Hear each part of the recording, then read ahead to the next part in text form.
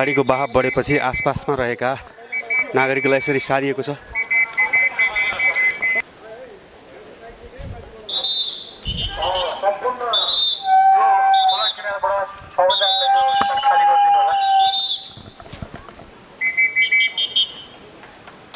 त्यो माथि बस्नु भएको छतमा बस्नु भयो भने सबैजना तल आउनु होला।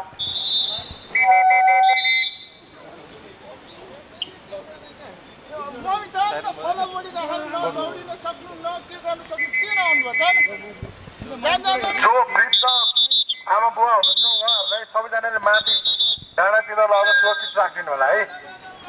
माथि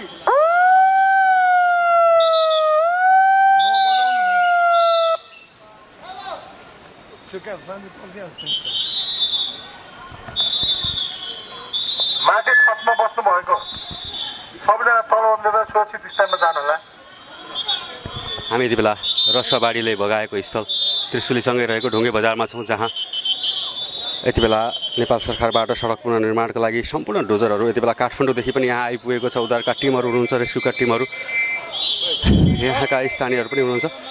बाढी आएको सूचना आएको छ, बाढी आएको सूचना आएको छ, माथि लाग्नुहोस्, अटरी नगरिदिनु होला। बाढी आएको सूचना आएको छ, माथि लाग्नुहोस्, कृपया अटरी नगरिदिनु होला, माथि भाग्नुहोस्। बाढी आएको सूचना आएको छ, माथि भाग्नुहोस्।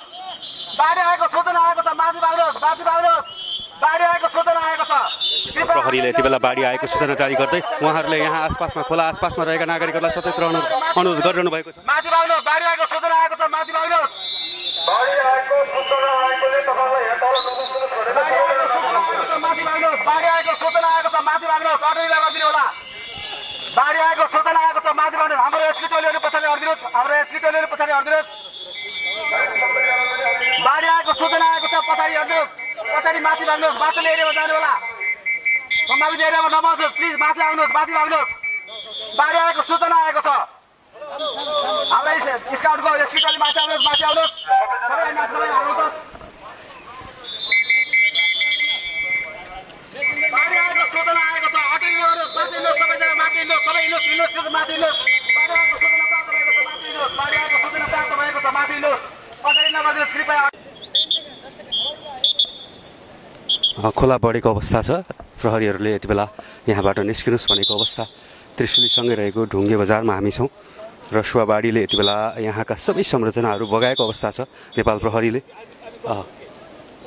ओके।